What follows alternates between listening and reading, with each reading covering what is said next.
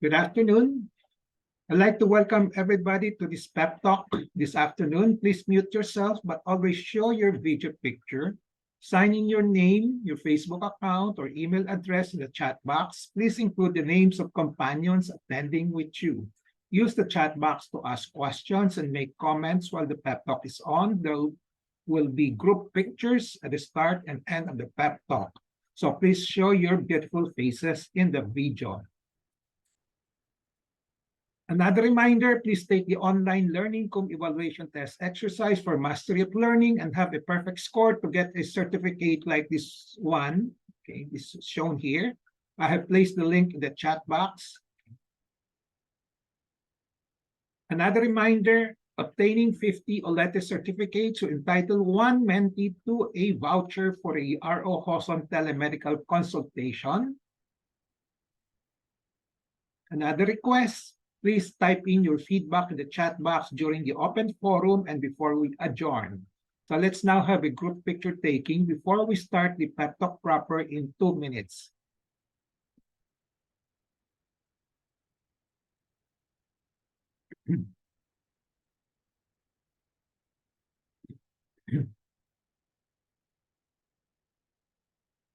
Okay.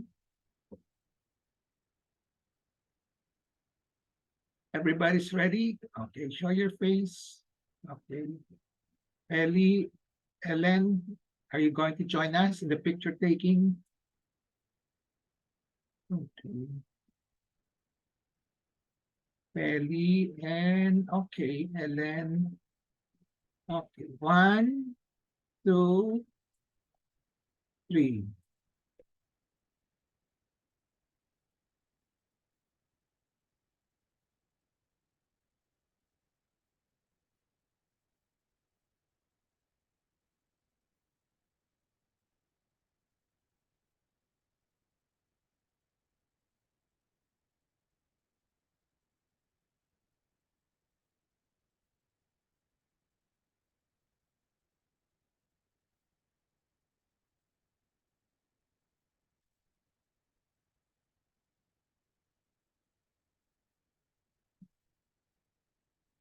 I have a patient empowerment program in which I like to empower the lay people or patients to take control in the management of their health.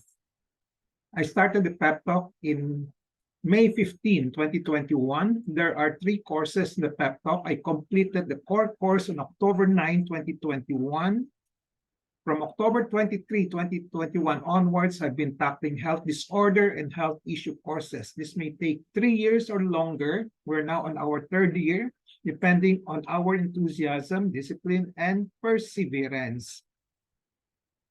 My pep talk today is entitled 2 Early Detection Programs for Cancers.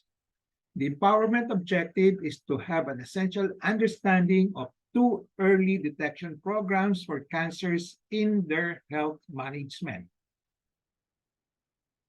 The contents of this pep talk will be the following. What is the rationale for early detection programs for cancers? What are the 2 early detection programs for cancers?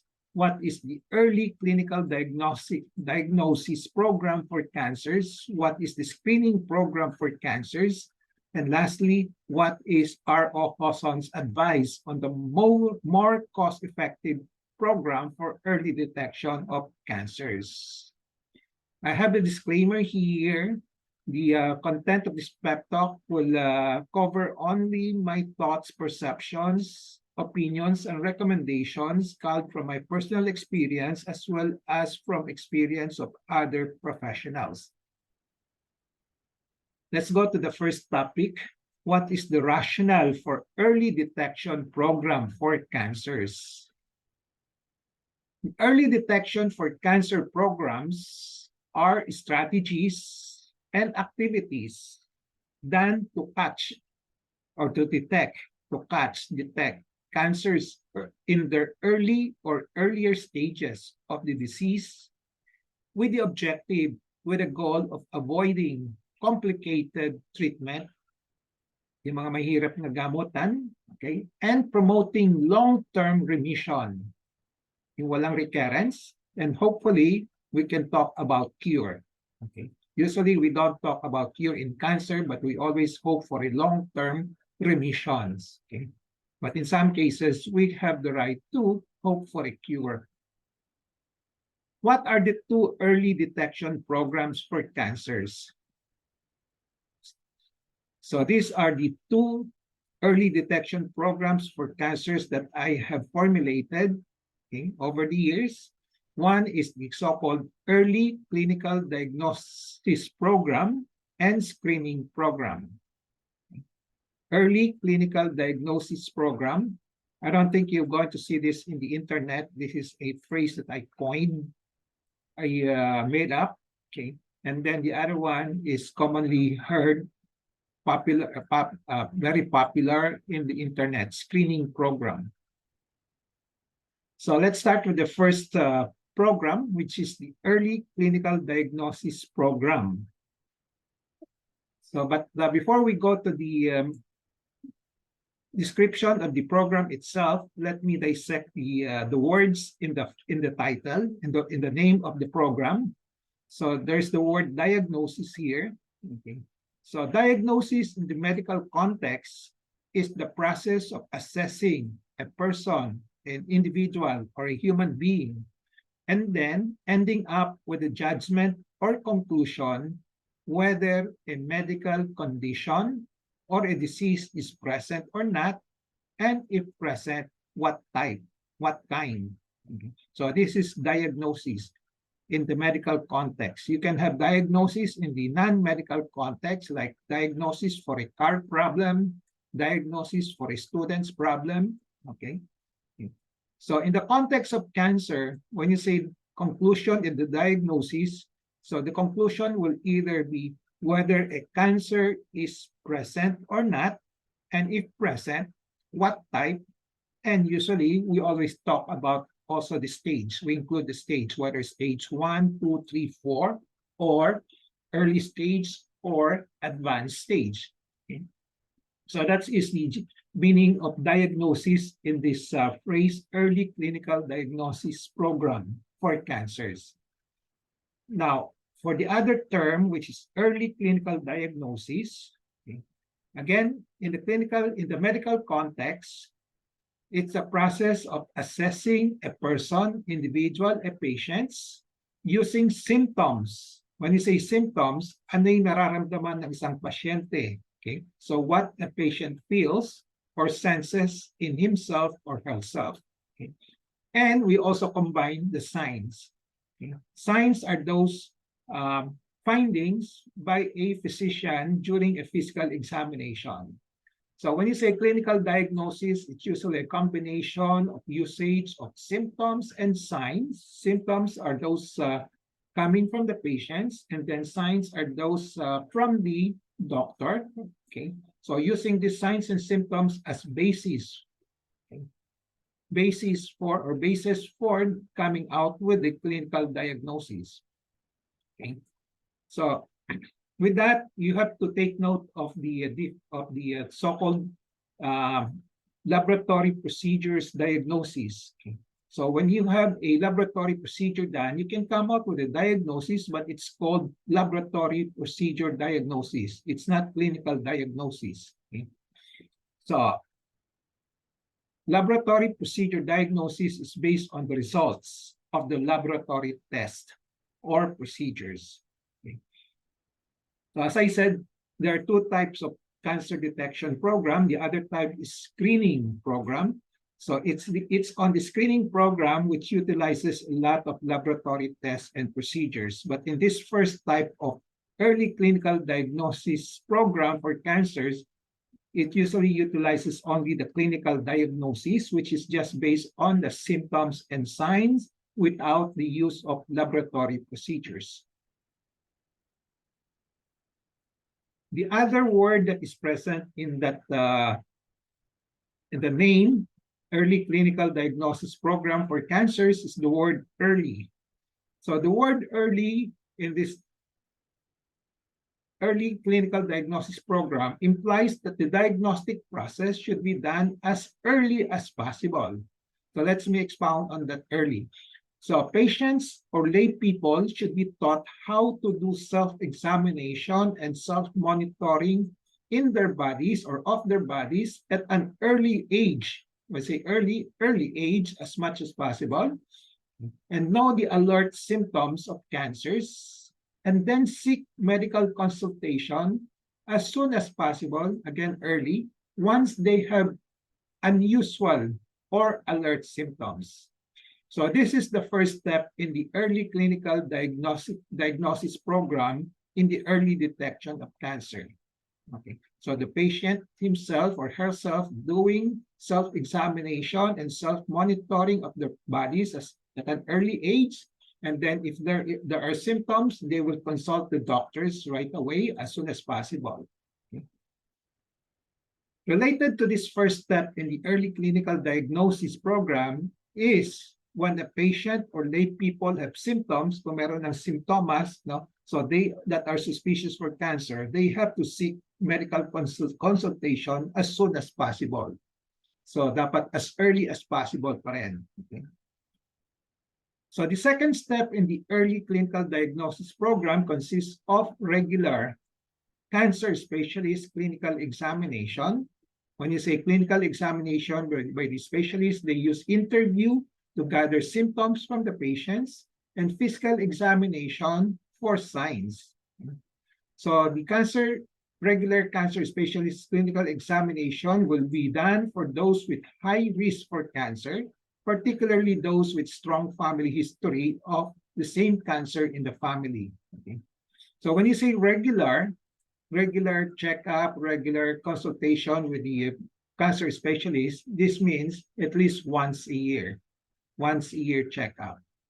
So after the clinical examination by the cancer specialist may do laboratory or procedural tests as indicated.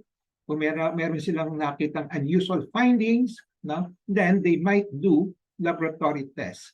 But this laboratory test is still part of the early clinical diagnostics program and not part of the screening program, which is the second type of second program in the early detection of cancer, which I will explain later on. Okay.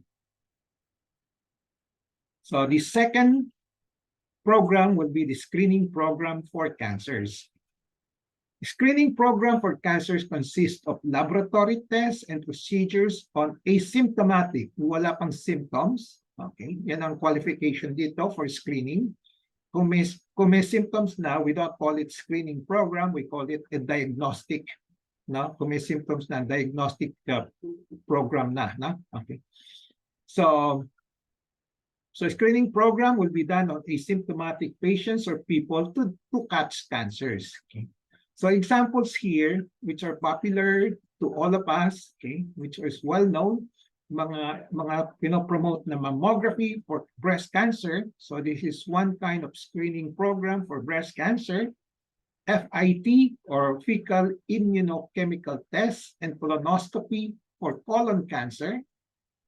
And then PSA, prostatic surface antigen for prostate cancer. So these are laboratory tests, chest X-ray or CT scan for lung cancer, pap smear for cervical cancers, tumor markers, etc. So these are examples of laboratory tests and procedures being done to screen asymptomatic patients for cancers.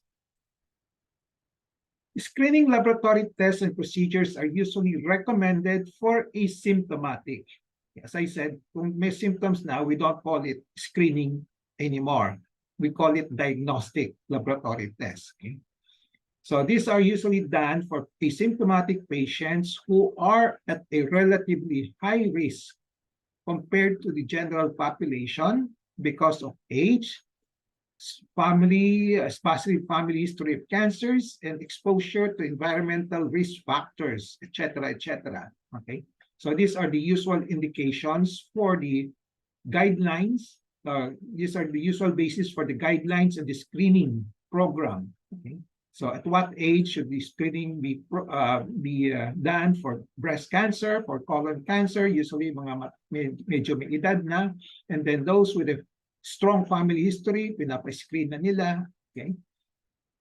So these are screening tests are usually done recommended that are usually recommended to be done at planned intervals. When you say planned intervals, may mga specific, let's say yearly, every 2 years, every 5 years, etc. Okay, so depending on the type of cancers. So this will be part of the recommendations of societies or institutions or even government on the screening of laboratory tests.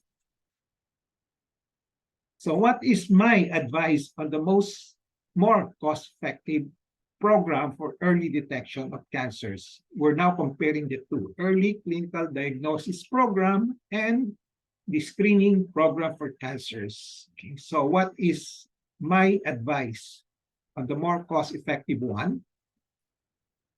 My advice is this one. This is my categorical statement. I advise early clinical diagnosis program with selective screening program for patients or lay people with high risk for cancer. So when I say high risk, I usually don't use the age per se as risk factors. Okay, I rely more on the family history of cancer as a risk factor. So this is my advice. Okay, early clinical diagnosis program with selective. Selective means not all. Piling-pili lang. Okay. Screening program for patients with high risk. When you say high risk, it's more of a strong family history of cancer. Not because of the age na sabihin ko lang, you go for screening program. Na? Okay. So why do I advise this? Why? So let me answer this question of why by asking the question by asking first, why not the usual screening program being promoted in the country? Okay. First reason is that there are different guidelines on what screening test to use, at what age, when to start using. Some would put at 40, 45, or 50. And then at what age or when to stop using, 70, 75, 80. And the intervals again vary. Okay, some would put annual, biannual, and other time interval. Okay, so there are different guidelines. They are very confusing. No? Okay, and most of the time they don't put the age when to stop. Tuloy-tuloy pa rin yung screening program for all patients. Okay, so merong mga rational, may mga reasons for to stop. Let's say kung 70 ka na, pwedeng wala na rin, di ba? Okay, because of the usually ano pa yung benefit na makukuha mo because the life expectancy after 70, 75, mga 10 years na lang, so hindi na masyadong cost effective yung program, screening program at this age. The other reason is that there are a lot of false positive. When you say false positive, yung mga alarming readings, yung mga sinasabing meron pero wala naman. No? So there are a lot of false positive results because of tendency for the doctors, for the radiologists, for the pathologists to overread. Okay, and then overreading, overinterpretation, and overdiagnosis, which cause a lot of undue anxiety and which leads to more. Kung meron na, may sinasabing baka meron, so this will lead to more tests and unnecessary treatment in the end. Okay. So again, aside from the false positive, there might be also be false negative. Yung sinasabing wala, pero in reality, pwedeng andyan, meron. The other reason for not using screening program is that screening diagnostic tests and procedures are not free. They entail expenses. So if they're expensive or they entail expenses, if they are not financed by the state, by the country, and if not financed by the institution or company, okay, or by the insurance, you know, so they may not be affordable, especially the expensive ones. And then screening diagnostic tests and procedures may not always be available to everybody. Screening program guidelines for cancers are invoked for so many years. So popular, so being promoted for so many years now. Yet a great majority of the country population, not only in the Philippines but all over the world, no, it's okay, are not. This include the doctors, the health professionals, no, okay. So they are not compliant with the guidelines. Okay? So possible causes for not being compliant with the guidelines, despite the presence of these guidelines, no, will be complacency, ayaw nila, no, okay, pwedeng wala na, inconvenience of doing the test, economics, mahal masyado, etc., etc. So why early clinical diagnosis program instead of screening program? Properly taught, patients or lay people can do self-examination and self-monitoring starting at an early age, say, example, 18 years old, okay, and continuing up to near the end of life. Okay.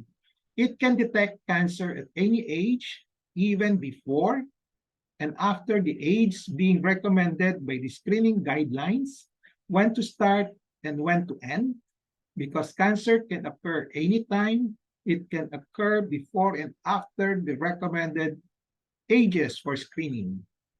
So to expound on this, may mga guidelines na sabi you start screening at age 45.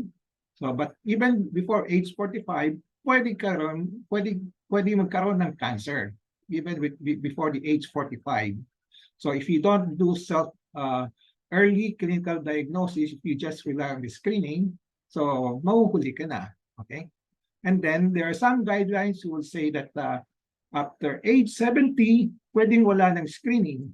Eh pwede pa rin lumabas yung cancer after age 70, 80, may lumalabas pa, no?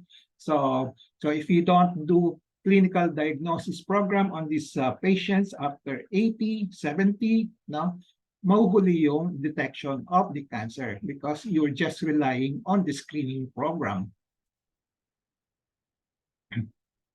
Again, properly taught, patients and lay people can detect early cancer, pwede naman, early cancer as early as the stage 1 through regular monthly self-examination and self-monitoring of their bodies. So as much as possible, monthly. Madali lang ang gawin ito, self-examination and self-monitoring.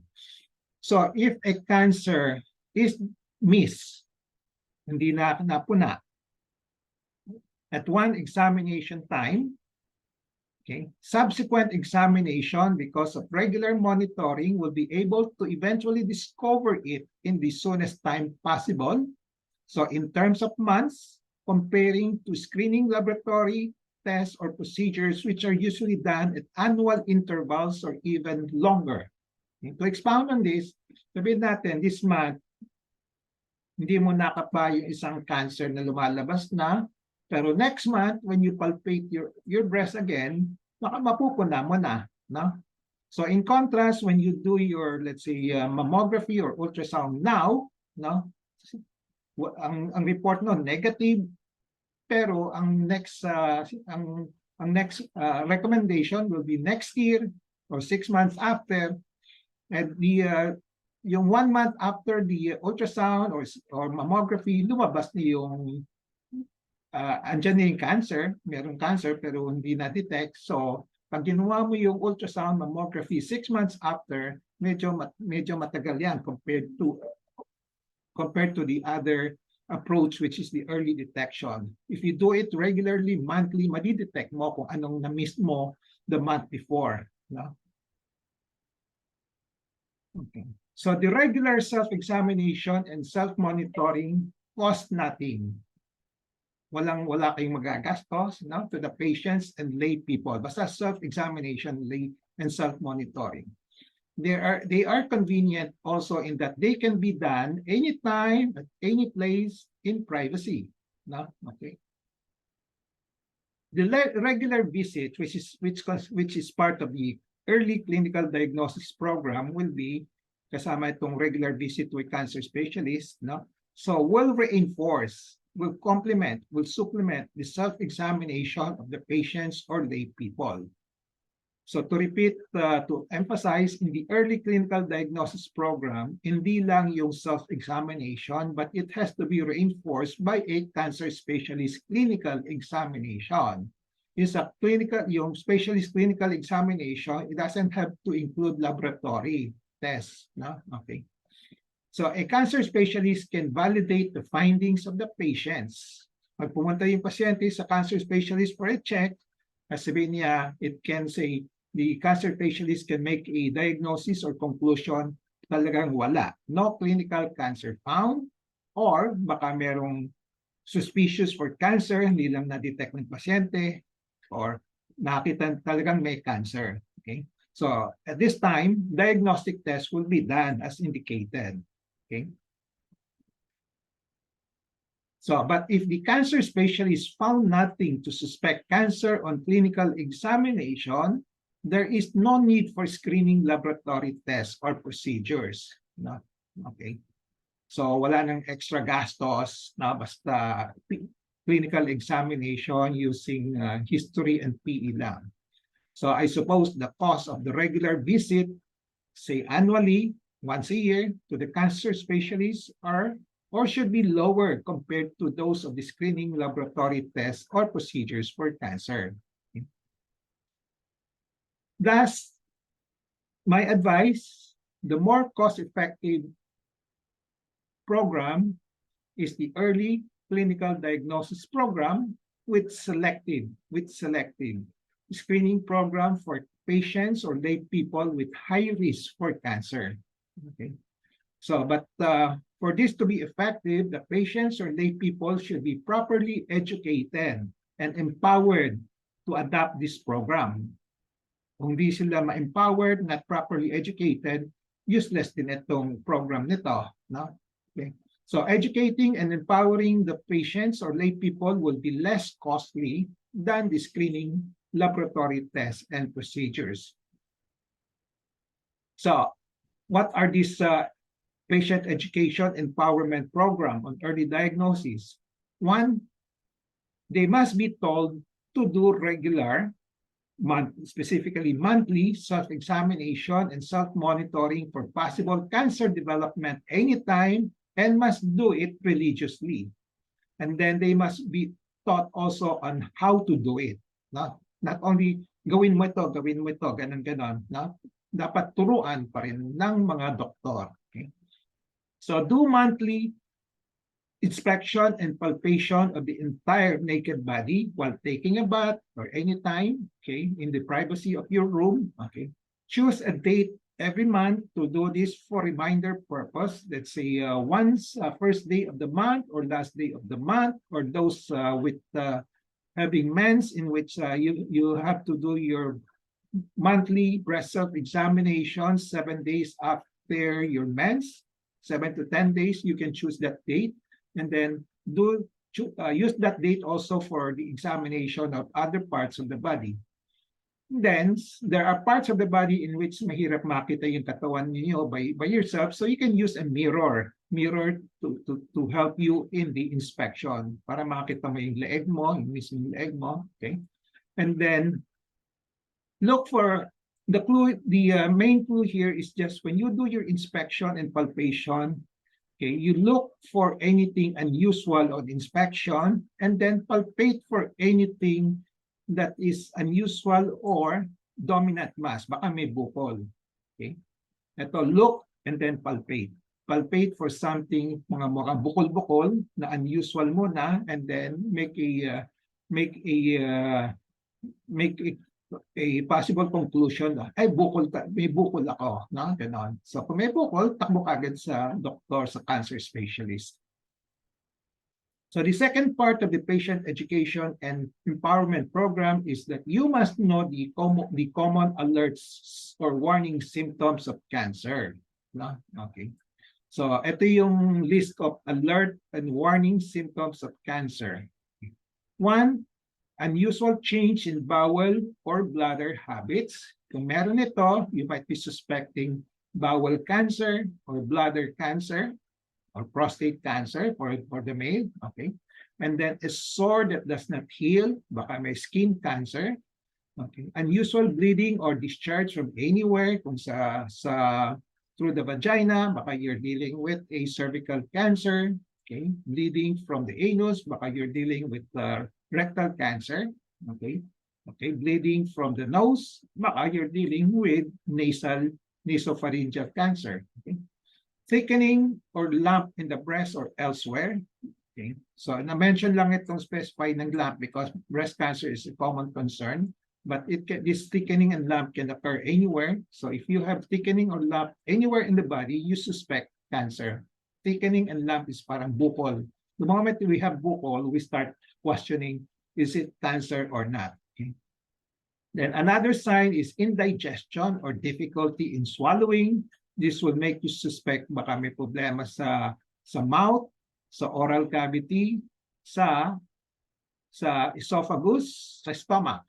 Okay, so this might lead to suspicion for cancers in this area. Obvious change in the wart or mole. Okay. Kasi very common ng mole, so binabantayan din kung may mga changes dun sa mga nunal, no, baka cancer yon, no?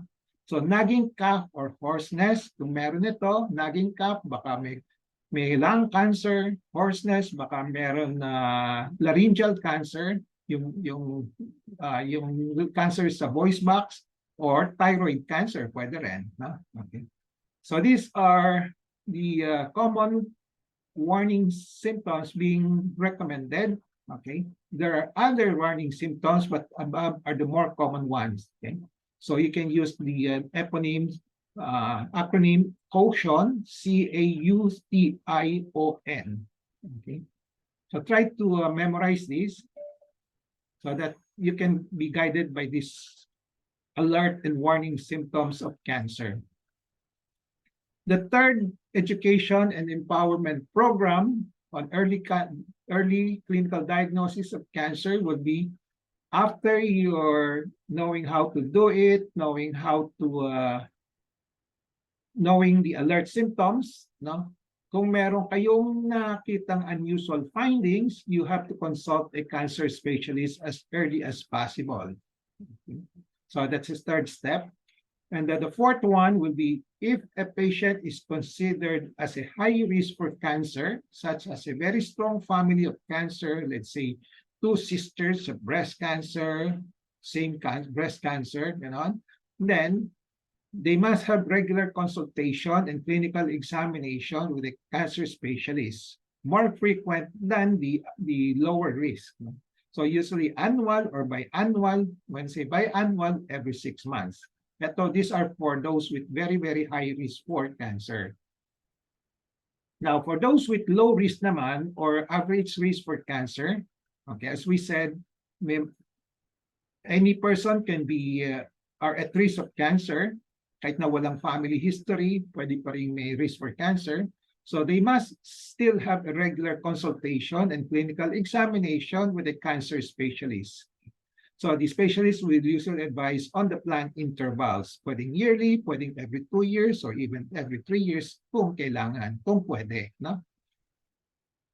So the next topic that I'd like to discuss with you will be, what are the specific issues and experiences of others, other people, other countries, other professionals to support ROJoson's advice on early clinical diagnostic programs.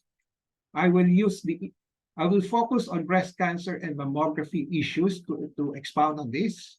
So I'll be citing a survey on compliance on mammography, issues on the different guidelines on screening mammography, radiologist reading on mammography, and then the Switzerland experience on mammography, and then the Ukraine experience on early detection, breast cancer detection, and then other issues that I might include. So the first issue is issue of compliance on screening mammography. As we know, there are a lot of promotions on mas magpa-mammography kayo every year, every 2 years, etc. At what age? Okay. So screening mammography guidelines, screening program guidelines for mammography are very popular, okay, are very commonly done. okay, being promoted for so many years now, probably 20, 30 years, 40 years, okay? But still a great majority of the country population, including the health professionals, if you ask the female doctors, no, whether they're doing it, most of them are not compliant with the guidelines. So possible causes will be complacency, inconvenience, economics, okay, and other reasons we don't know. Okay. So in a survey done in the USA, a recent survey, 76% of women are concerned about their breast health. Okay. Nag-survey sila ng 76% of women, out of 100, 76% of women are concerned about the breast health. And out of these 100 women, about 64% of women about over 40 don't follow the recommended guidelines of the yearly mammogram, according to a recent survey done on behalf of the MedStar Health. In the US kasi before, ang recommended start of the mammography screening is at age 40. Kaya ginamit nitong itong guide nito in the survey. So they asked the women, how many of you are doing screening mammography starting at age 40? Okay. So 64% don't follow that, don't do that. So only about 36% are following the screening mammography at age 40. Okay. Now, in this survey also, of the 510 women over 40 years old surveyed, 19% have never had a mammography.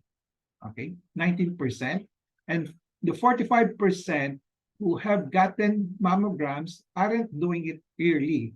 As a recommendation is yearly. So 45% are not doing it yearly. So even though 76% of the breast health is important to them. Okay.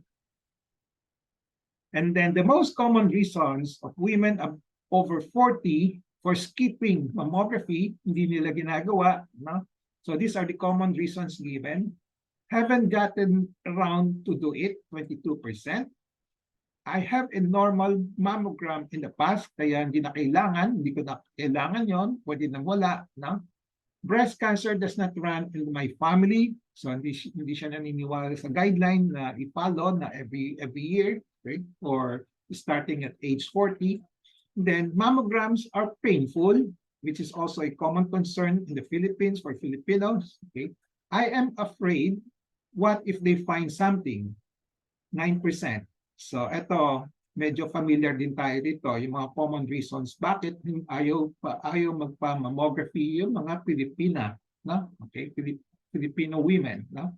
Painful, I'm afraid. Okay, my breast cancer does not run in my family.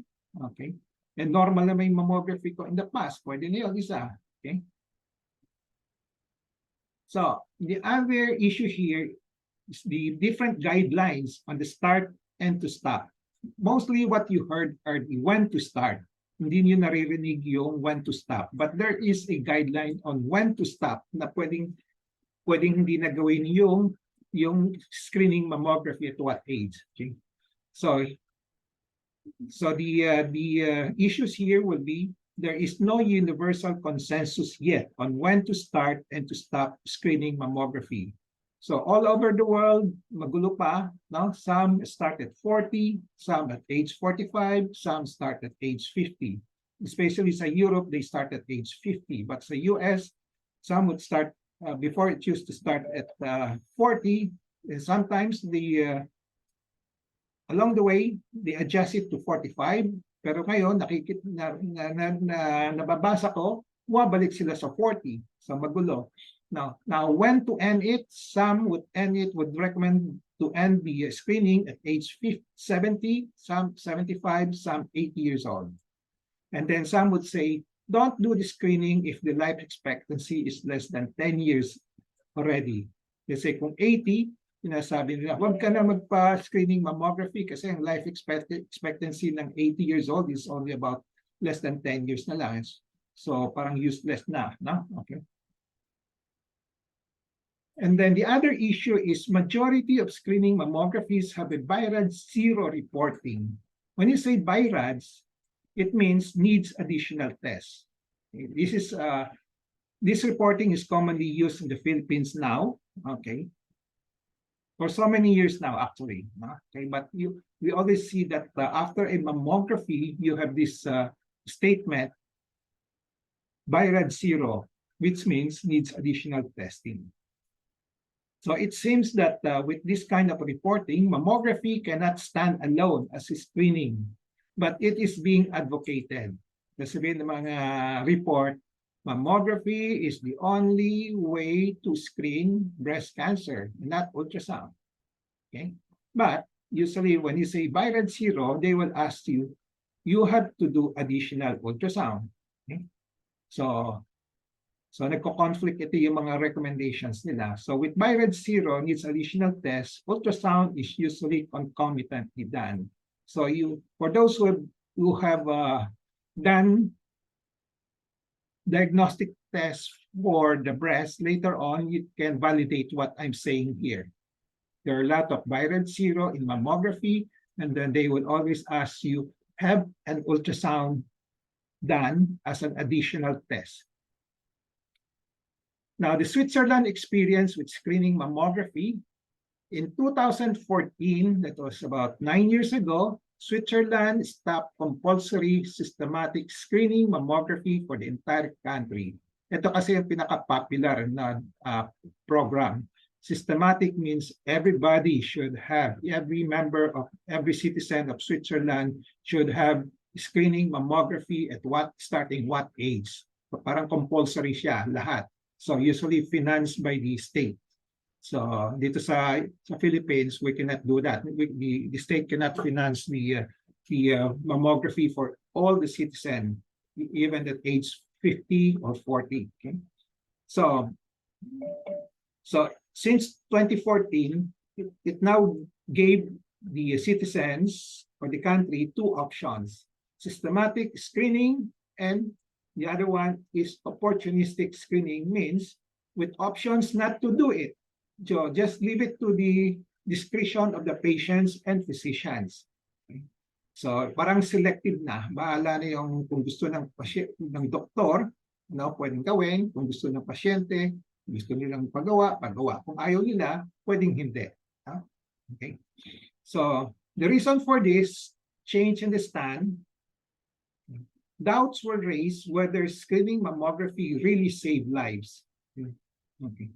There were issues of false positive, undue anxiety if there are false alarm, and then unnecessary further diagnostic procedure and treatment. Kaya nilabas itong second options. No? So for a screening program to be advocated or to be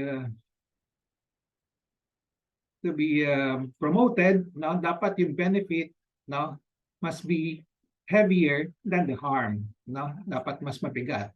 So when you say benefit on the screening program, it should show that it has reduced severity and morbidity of the disease, less invasive treatment that can be done, reduced incidence, reduced death. Okay? Now, sa harms naman, may mga side effects na mga screening tests, may overdiagnosis, overtreatment, false positive, false negatives, then harmful physical and psychological effects on the screening test. Yan sinasabi ko ng undue anxiety. Pag nalaman na mayroong positive na readings, pero false positive pala. Now, for the Ukraine experience with the early diagnosis program for breast cancer, so this is just recent, circa 2021, 2022, that's only 1 or 2 years ago. Because of financial constraints, alam natin may kera doon, no? So Ukraine breast cancer program has now two options again. So early diagnosis, only for patients with symptoms, and then systematic screening applied to the entire healthy population. So pero ito na ina-adapt nila ngayon. No, early diagnosis. So this is practically the same as what I told you earlier, early clinical diagnostics approach. Okay? So at present, sa Ukraine, they are doing early diagnosis approach. Okay. This has the support of WHO, World Health Organization. So it says that it's better than screening. Okay. So it's more cost efficient to prevent breast cancer. So this just show an illustration yung two types of screening of detection program. Yung isa, ito yung screening, wala pang symptoms, no? Nagawa ng test, and this is provided to practically all the citizens or the population who are at risk, the target populations, let's say 50 and above. And then ito naman, kung meron na symptoms, dito may symptoms na, basta magko-consult right away. No? Okay. So they will improve their services for those with symptoms. Okay. So Ukraine concluded that an early diagnosis program would offer the best chance of rapidly reducing the mortality from breast cancer. So I was glad when I saw this one. So it jive with what I'm advocating for so many years. Pwede naman itong early diagnosis program. Another issue, majority of Filipino patients have breast cancers discovered by themselves on palpation and not through the screening mammographies. As we know, maraming nagpo-promote ng magpamamo kayo every year. No, may mga packages, may mga discount, no, ganun. Pero hindi lahat ay nagpapa-mammography. And we also know that majority ng mga pasyente na breast cancers, they usually discover the breast cancer by themselves through palpation. No? Okay. Ang problema lang, they don't napalpate nila, ang iniisip na, ay, baliwala yan, no? Hindi kasi masakit, yan, hindi sila nagpapacheck up. So they have to be educated on that. If they discover something, now they have to have it consulted right away. But for those who consult early, okay, this is from personal experience as well from the experience of other surgeons, I guess, majority are still in the early stage of breast cancers, and majority of these patients have long period of remission, okay, up to 30 years or more after treatment. Okay. For those who are present here, probably you can vouch for this. No? Those who have cancers, who have been operated on, ngayon, ilang years na in remission kayo. No? Okay. So my advice for early detection for breast cancer program, it's really early clinical diagnosis program for breast cancer with selective screening. Hindi ko sinasabi hanggang dito lang, ha? Okay, may some additional selective screening for high-risk patients.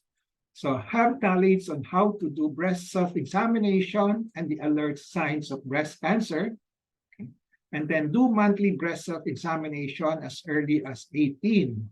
Kung pwedeng, minsan the age is at konting 20, 18, pwede lang 18. 18 is the age of majority. 18 years old, with or without family history of breast cancer, and for the rest of the lifespan. Walang tigil. Parang in comparison to screening, sabihin, ay, huwag na kayo magpa-screen after age 70. Pero ito tuloy-tuloy pa kasi we still see patients who develop breast cancer at age 80, 85, 90, you know. Okay. So consult a breast specialist right away once and with unusual findings on breast self-examination or with symptoms suspicious for cancer. Okay. Have a regular breast clinical examination by a breast specialist, preferably once a year. Okay. Once a year will be good enough kasi we don't know when kailan lalabas yung breast cancer, and then kung kailan, how fast or how slow, how fast is the growth of the cancer, no? Kaya, kasi kung every 2 years, baka medyo matagal na, no? Baka the first consult, baka na-miss yun, di pa nakikita, no? Pag naghintay tayo ng 2 years, baka medyo malaki na, no? Okay. So once a year will be good enough. Okay? And then lastly, let the breast specialist advise the type of screening procedures and intervals in people with high risk for breast cancer. So overall, my advice is to repeat, early clinical diagnosis program with selective, yung kailangan lang, screening program for patients or lay people with high risk for cancer in general. This is for all types of cancer. So summary takeaway, I have explained the following: rationale for the early detection program for cancers. What are the two early detection programs? What is early clinical diagnosis program? What is screening program? And what is my advice on the more cost-effective program?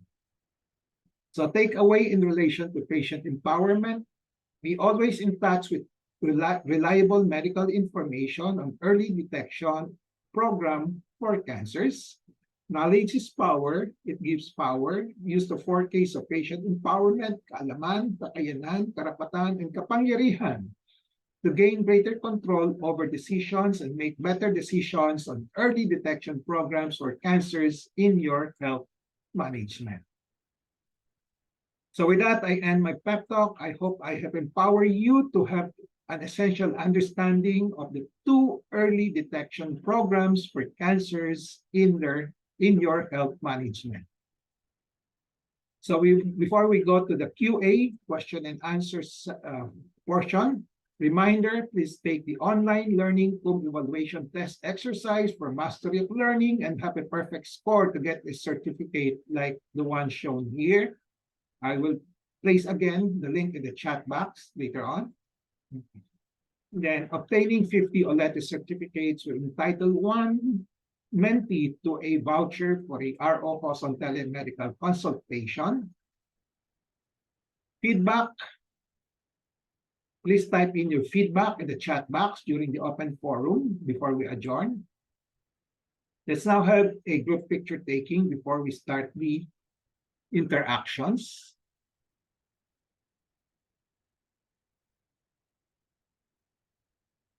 Okay.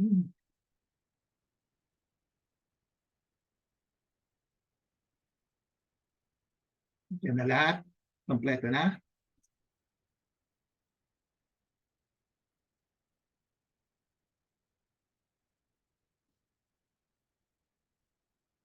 Ready? 1, 2, 3.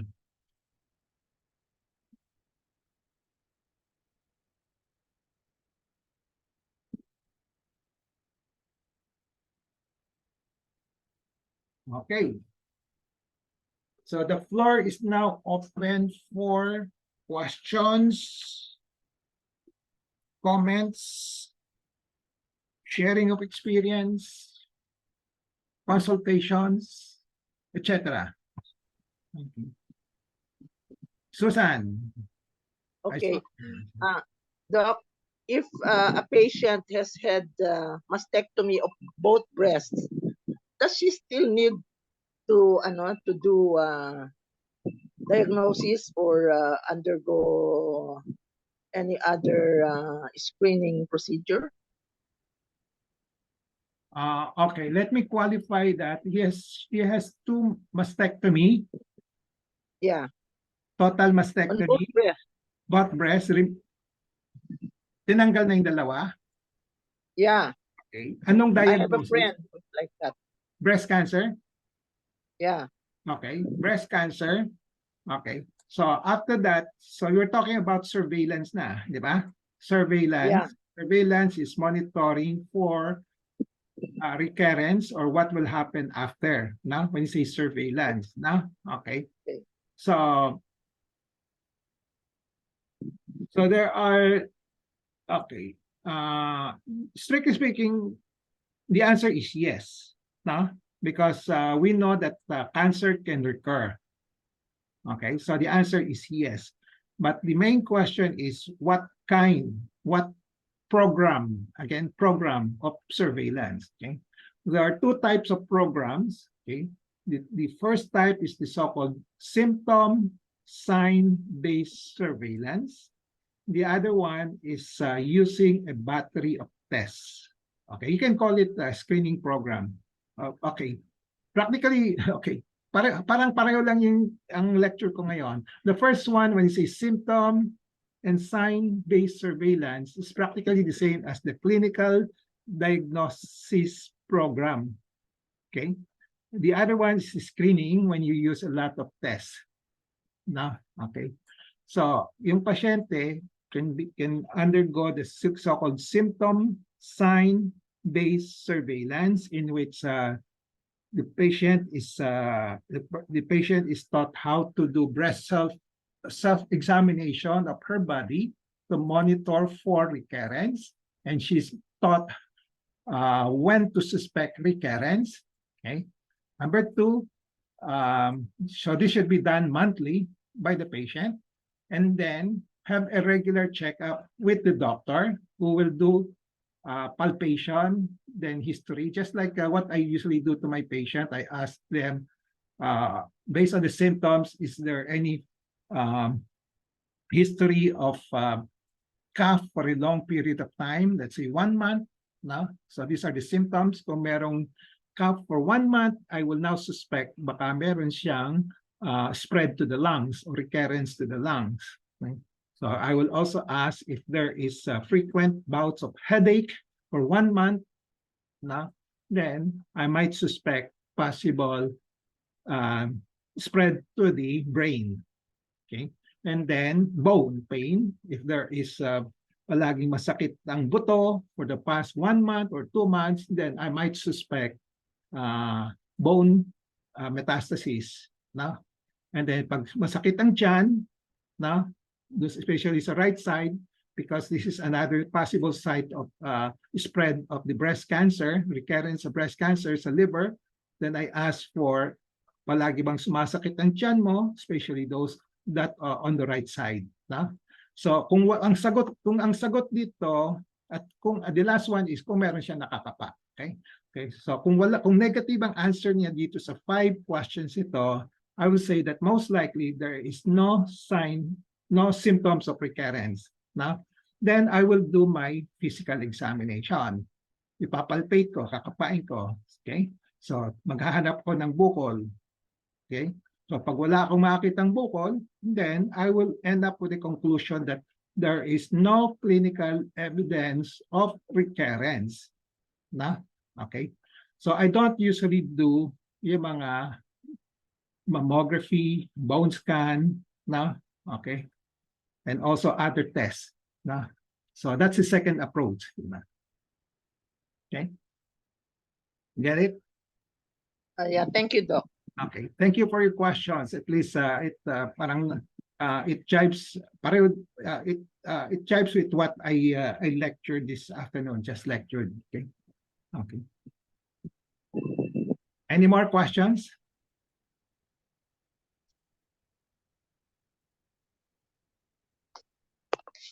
So, any experience that you want to share? Do you validate what I just lectured?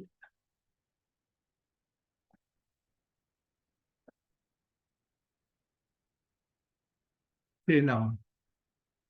Susan, Marianne, Ellen.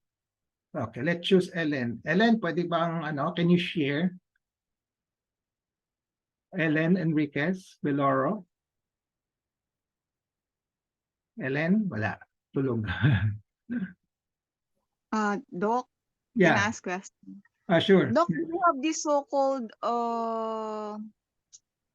testing similar to, I think, in US, the one with 2 holes wherein you will insert your breast there?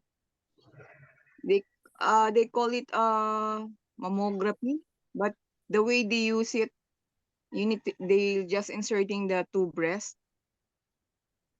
Meron ba tayong ganun, Doc, na hospital? Stereotactic. Baka ganon, stereotactic, and then they insert it that, and then they will do a biopsy. Okay. Ganon, no?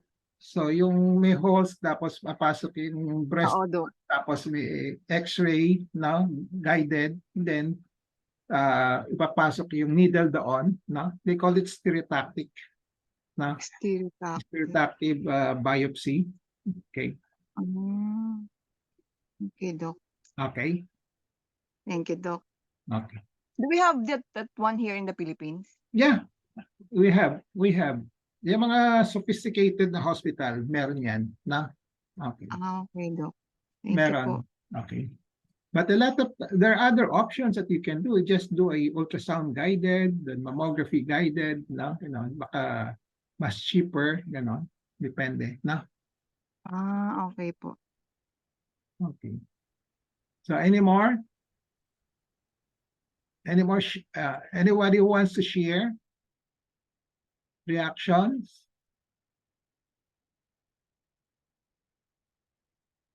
How many of you went through followed yung guidelines sa Philippines? Sabi na, age 40, dapat magpa-mammography kayo every year. Naririnig niyo yun, di ba? Tama? So, ilan sa inyo na kumagat doon? Na every year, 40. So, Wala. Very painful. Wala po. Maria Polotan, did you do it every year? Yes, pero I haven't done it since the pandemic. But every year you have that, When I hit 40, yung OB gynecologist, she started me on that. So okay. it was every year. Oo, for a long time.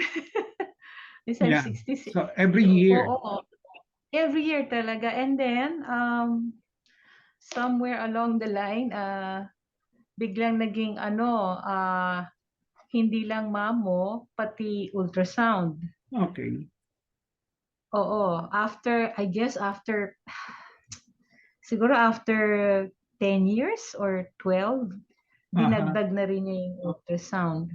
Okay. So, yeah, before the pandemic struck, I would go, and kasama na yon after the mammo, you wait a little while because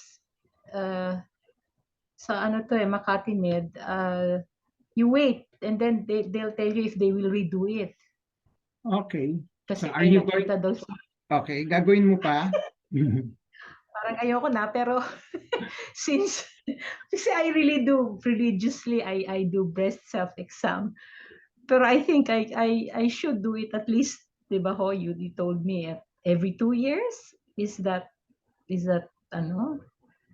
fine? Every 2 years? Every 3? Okay.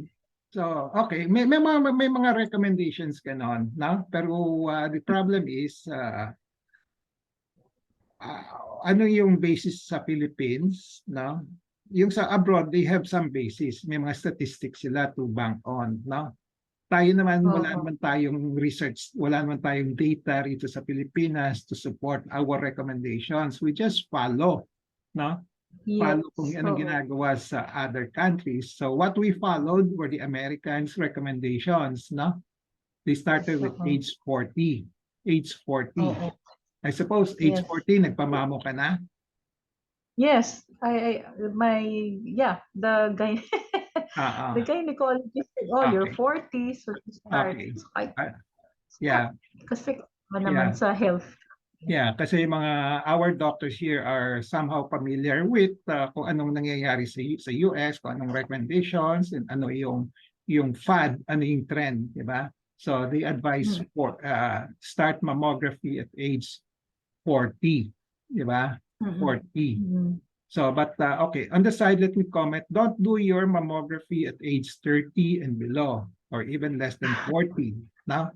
Bakit? Okay. Bakit? No? Kasi pag when you do your mammography at age below 40, usually wala kang makikitang, hindi mo madidetect yung breast cancer. Kasi very dense, kasi puting-puti yung breast ng younger women, na? Okay. Kasi ang hinahanap sa mammography as a sign for suspecting cancer, yung mga maliliit na dot, yes. yung mga microcalcifications, no? Yes. Pag dense yung breast ng isang tao, ng babae at early age, hindi mo makikita yung mga dot, useless, no? So they don't usually recommend it before age 40. Pero even at age 40, marami pa rin ng breast, yung dense na breast na hindi mo makikita, no? But anyway, they just follow the guideline na age 40 and above, you can do it already. Kahit na maraming limitations pa rin. No? Okay. Kaya ano ho so I think I've never, sa tinanggal-tagal nung when I went there, I've never had to, I've always had to redo. Laging uulitin nila kasi may nakita si doktora, so they will concentrate on that spot. Okay. So meron kang redo. Oo, always. So, I mean, the same day, always. So, you wait, then they say, it's okay. Ganyan. Siguro ilang beses lang yung okay. Sabihin, ay, teka, may nakita si doktora, you have to do it again. So, they will now concentrate on that spot, on that place where they saw it. Okay. Tapos after that, wala na, okay na. Ano ba yun? Of course, I mean, they'll send you and then you go to the other room for the ultrasound. And then, the doktora in the ultrasound usually says, wala naman ako nakita. Pero, okay lang, sige, you wait. You wait a week after to get the result. Parang, Ay. Nakaka-alarm, nakaka-anxious, di ba? Okay.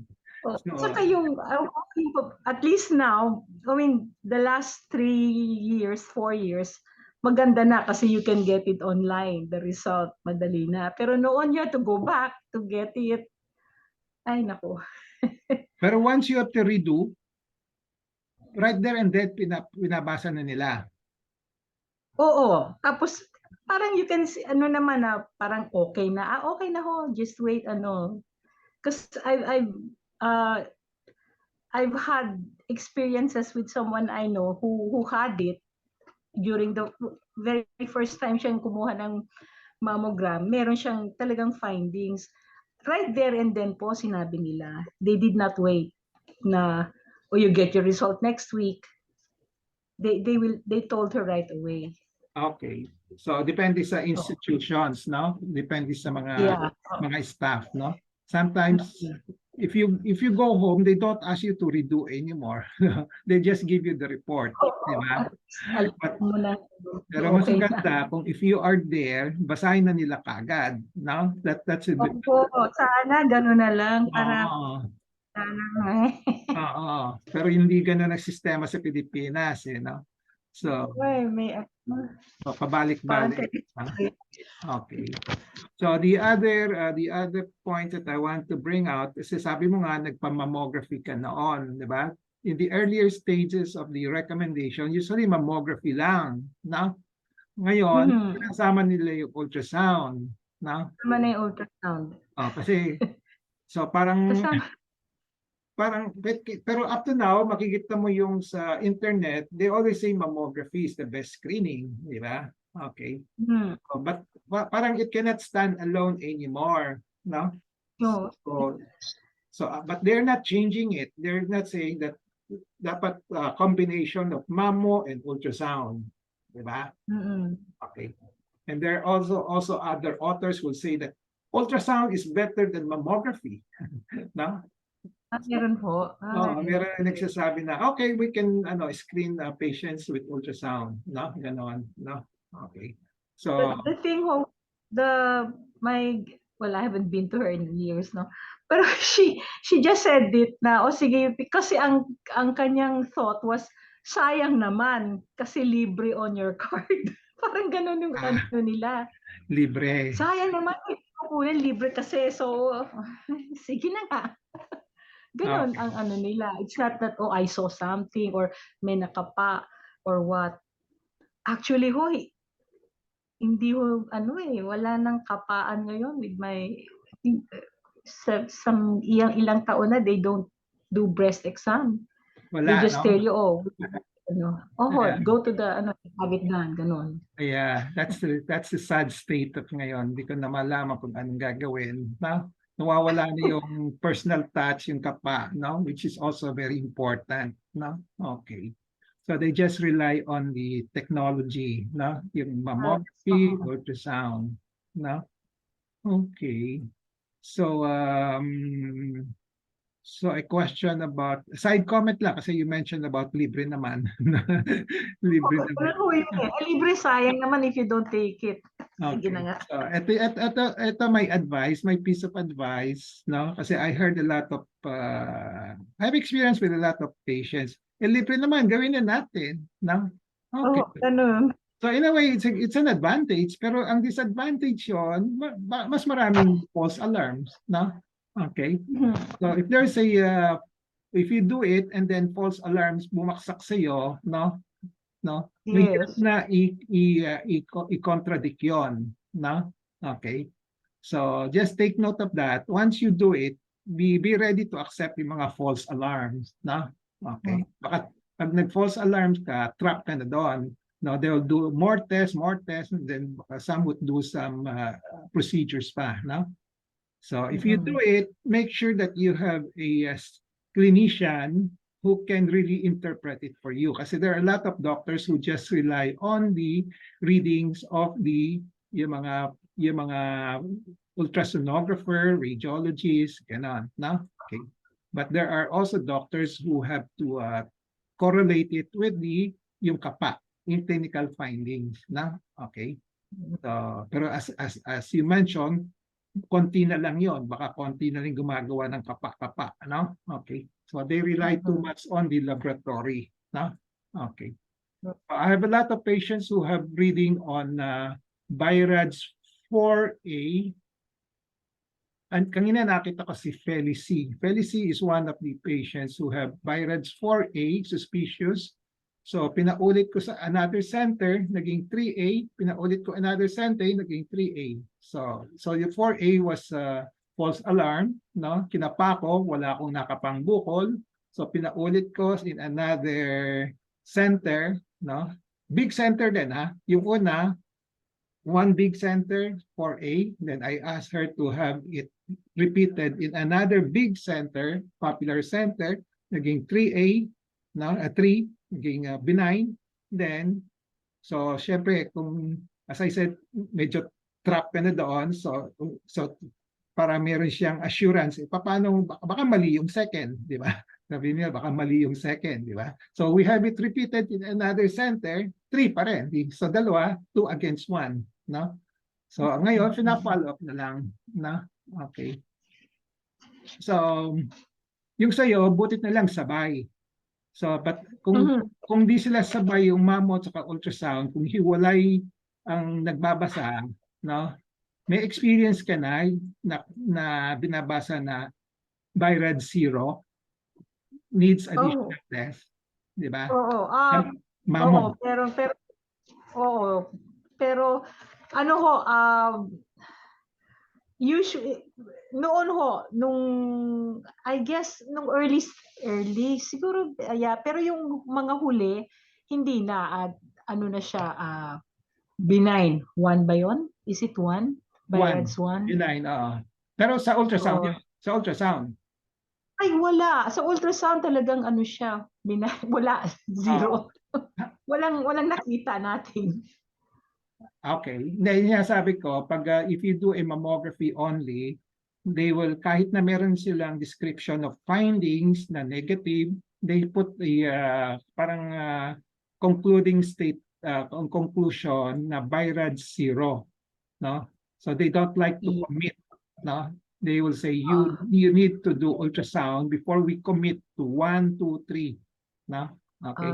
Pero sa ultrasound, take a look at your ultrasound pero sa combination, if you kung sabay sila okay lang, no? Pero yung iba, pag ultrasound lang, makikita mo walang 0 ang reporting. Palaging may commitment 1, 2, 3, 4, even 5. Pero pag mammo, kung walang nakitang findings, sasabihin nila needs additional test by BI-RADS 0. Okay? Okay. Okay. Thank you for sharing. Okay. Any other who wants to share? Yeah. Mary. Doc, we have a friend I don't know how the doctor dealt with her, pero stage 0 siya, pero inoperahan. What is that? Stage 0 means less than 1, less than pinakamaliit, no? Yung mga tinatawag na carcinoma in situ, ganon. Okay. And So, then, pero ang symptom niya, hindi kasama dun sa mga nilist mo kanina. She has yung, what do you call this? Parang pigsa. Madali siyang magka-pigsa. pigsa sa breast? Yeah. No, I don't know. Maybe sa arms, I think part of her thigh. Okay. And then when she got test, I don't know how the doctor examined her. Tapos sinabi, stage 0 kaagad, opera. Inopera siya. Oo. Tinanggal yung buong breast niya. Yeah, I think, oo. Okay. So I don't know the background, baka depende kung anong basis ng doktor na yon, no? Okay. So you can have stage 0 pala. Yeah, stage 0 is the smallest, no? Pero meron din, no? Na yung mga hindi pa invasive, niya tawag kasi after yung mga 1 na invasive na yan eh, no? Okay. Okay. So yan the earliest stage, no? 0. Anyway, those staging are guidelines lang naman, general guides, hindi siya absolute, no? Okay. Okay. Thank you, Doc. Okay. So any more questions, issues? Belet, any sharing? Hindi po ako mag-share. Pwede magtanong muna. Sige, tanong. Kasi hindi naman masyadong related sa ating pinag-uusapan. Kasi yung inay ko po ay malaki ang tiyan at masakit. Hindi naman pala masakit, matigas. Tapos parang kabag lagi ho. Tapos parang nahihirapan siya dumi. Ang tawag dito ho, sino may rekomenda ninyong doktor na magaling dyan sa Manila Doctors? Ako. Pwede rin kayo doon? Tingnan ko muna. Ako, general na to. Malaki ang tiyan niya, matigas. Tapos Oo. nahihirapan siyang dumumi. Konti-konti lang. Number one, general surgeon ako. Although majority of my patients are breast and thyroid patients, no? But general surgeons ako. When they say general surgeons, I can manage abdomen. Kaya may lecture ko sa abdomen, di ba? Sa pep talk natin. Kaya nga naulit ko din kasi may mga lecture din kayo diyan. Oo, kaya nga. Okay? So, anyway, pa-consult mo na lang sa akin, na? Sige ha. Okay. Sige, pag ganun pa rin akong pa-schedule kay Beth. Sa akin, you know my schedule naman. You know alam mo yung sistema ko, di ba? Okay. Ganun pa rin ha? Ganun pa rin, yung sistema. You have to text me, na? Okay. PM mo na lang ako. Okay. PM ko na lang, Doc. PM mo ako. Okay? Okay. So, any more questions? Sige po, Doc. Salamat po. Pagpapa-schedule. Wala na?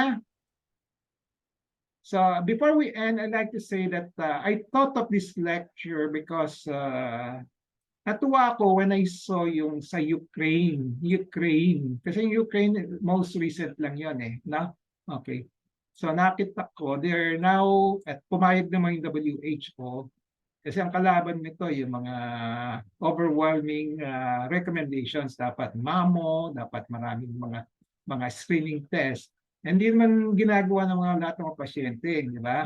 Ang aking practical na advice is just to rely on early clinical diagnosis, no? Which is being left out. Sabi nga ni Maria Polotan, halos wala nang gumagawa rin ng physical examination, di ba? So lahat, they just rely on technology. Yung technology naman, hindi mo magagawa every month, every year, ganun naman, no? So in the end, you still have to rely on your self-examination para kung may lumitaw, mapapansin nyo kagad, no? Kaysa maghihintay kayo ng next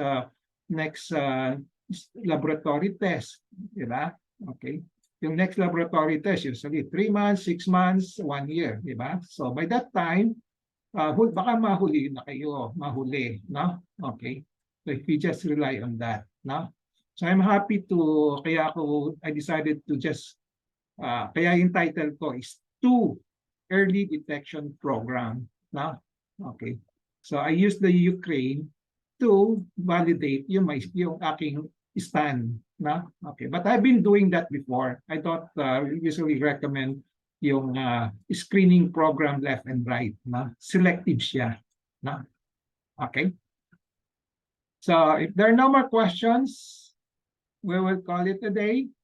Okay, you got the link to the Olete kasi may nagsasabi sa akin hindi nila nakikita yung link sa Olete. So kasi sabi ko, kung minsan late kayo pumasok, no, hindi niyo nakikita yung early post, no? So pinost na namin, no?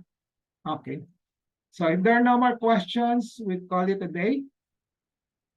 Okay. Okay? Sige. Bye-bye. Thank you po. Po, Bye-bye Doc. po. Thank you, Po. Doc. Thank you, Doc. Okay. Thank you po, Doc.